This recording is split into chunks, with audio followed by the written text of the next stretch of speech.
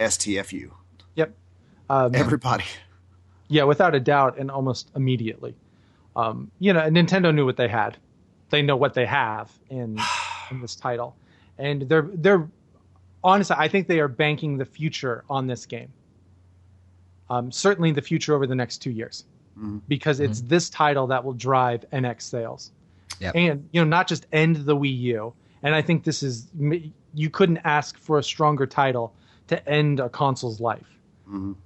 I know there have been droughts. I know there's a lot of stuff missing, but there are also some. Maybe some minor classics on Wii U. I think in maybe 10 years or so, we're going to look back on U as, kind of like the Dreamcast in certain ways. It was it was the thing that no one bought. I know what you're these saying. Well, no, but seriously. I really love my Dreamcast. Maybe it'll be the next generation's GameCube. Is that better? Can you swallow that a little bit better? I've been really disappointed with the Wii U, so it's hard for me to. No, and I understand that, but I don't think we should dismiss some of the great games that are on there. That is, yeah, is ultimately my point. You're right. So yeah, I mean, it's not just exciting to see a great game. It happens to be Zelda. A lot of people love that game. We saw people, running to hop in a 5-hour line to get their hands on The Legend of Zelda at E3. And I think, like in terms of NX, I think Nintendo's position is quite interesting because they will probably be entering the market with a console that's in the ballpark of a PS4, and there may be people who right now are criticizing them for that choice. Like, oh, look at them, Neo and Scorpio, they're just going to leapfrog over the NX. Poor Nintendo, they got screwed again. But you might be ignoring the fact that both Microsoft and Sony have mandated that the Xbox One and the PS4 will not be left behind. Yeah. Which means you are going to get all kinds of support from first and third parties on those two consoles for One and PS4 for a long time. And when it comes to third parties who have had a hard time supporting Nintendo because of their console architecture, because of their insufficient online components, that is slowly but surely looking like that's not going to be a problem for Nintendo anymore. Yeah. Yep. So I don't count them out. Never count them out, because the moment you do, they come out with Breath of the Wild and steal the show. Yep. Well, first of all, you can never count Nintendo out because they have an ungodly amount of money. Of course.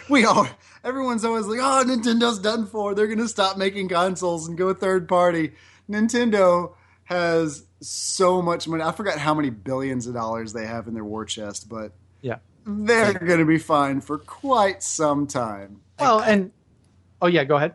I think I read like the loss they posted in 2014. They could operate at that for I think 46 more years or something like that. That sounds about right. Yep. Yeah, and the good thing is that we can talk about, and we will continue to talk about, all the different types of boxes you'll be able to buy for all your games, whether it's a new PC or a new Xbox or PlayStation or Nintendo console. But in terms of Nintendo and really all of these companies, you're always going to get good games regardless of the box it launches on. Yeah. And so, like, even if Nintendo did pull out of hardware, that's not the end of Mario or Zelda or Donkey Kong or Mario Kart, whatever it is. Maybe the end of F-Zero and Metroid, but Nintendo can't even say it.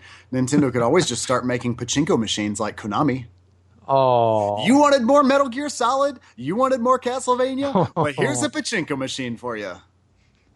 Oh, they could. God, I hope they don't. I hope Nintendo goes pachinko machine. I'd rather have them shut down. Sell off Mario to Disney. Oh. All right. Well, is there anything else you guys want to add about Zelda or any of the other games we talked about? I do want to add, because I purposefully left Persona 5 out of this. I was joking about that being our winner, but good Lord, I am so excited about Persona 5. all the new gameplay they were showing, everything that they've done. That's always going to be my game of the show until it comes out. I can't wait. It looks so good. I know you guys aren't really Persona fans like I am. I am a hardcore, like, I don't care what they do Persona fan. Right. So yeah, just wanted to add a little bit of Persona love in there. A little bit of Persona love. Well, I respect the fandom. It's understandable. It looks great, honestly. From the trailers and the gameplay I've seen, if there was ever a time to jump in, it looks like 5 might be the one. Oh, yeah. Actually, you know what? There was one last quick note, and we don't have to go long because we've been going on for a really long time. But were there any games that were kind of hidden gems that a lot of people aren't talking about that you noticed? Huh. I'm thinking of the one 3DS game you mentioned. Oh, man. I keep forgetting the name. Ever Oasis. Ever Oasis, yep. Yeah, I think that is a very respectable gem, and it was announced during the Treehouse Live, which, man, it makes me wonder why Nintendo didn't just throw together a little direct to showcase some of these other titles, because what they showed of Pokemon Sun and Moon and this and some of the other games, like, it all looks really good. I mean, There's even the Mario Party game, like, looks so different and looked really fun. So I'm still a little surprised at the approach, but the games look great. Regardless of the approach, the games look great. And you can't argue with results. I mean, across the board, they're winning Game of the Show awards. So, absolutely. Yeah, you can't criticize them too much. Mm-hmm. Okay. Derrick, what about you? Any gems? Yeah, I just wanted to throw this one out there. I got to hang out with the creative director for the Friday the 13th game. Oh, man. Because I had completely missed the trailer. And, of course, I had some vodka and tequila and bourbon and some foamy beer. But still, it was still exciting. He showed me the trailer for Friday the 13th, and he showed me some of the behind-the-scenes stuff that they're working on with some of the deaths. It looks like a lot of fun. So I don't know if y'all have looked into it, but it's a multiplayer game. So, like, you're either Jason or you are the campers, and it's kind of like Evolve. Yeah. That's what it reminded me of. Oh my gosh, man. The deaths. He showed me some of the deaths, and I was like freaking out, and he was like, yeah, that's about a 2. We're going to 11. So these horrifically gruesome deaths were just, I think there's also something wrong with me, but I was like rolling checking out these deaths. It looked really, really good. But yeah, seriously, like, with all these games we mentioned, we haven't even, like, that's not even the tip of the iceberg. That's like an ice cube for everything that was at E3. So I would just encourage everybody, like, look up every trailer at E3, look up every indie at E3, because there's tons of stuff out there that is made for different groups of people. So yeah, just dig into it, man. There's so much. There's just so much, and I wish we could cover it all. Yeah, absolutely. And hopefully in the weeks to come on the Joleedo Gamescast, we'll be able to focus on some of the titles that, we missed. Mm-hmm. And there are a lot. And you know what? There are going to be new ones announced soon. Go ahead. And as we get more info on the games that we've talked about today, I'm sure we'll be talking about them a lot more as well. 100%. So anything else you guys want to add? This was E3. This is it. It's over. It's been a long chat. Great E3. Overall spectacular presentations. Lots of great games. So I think it was a very successful E3. Yep, it was a great E3.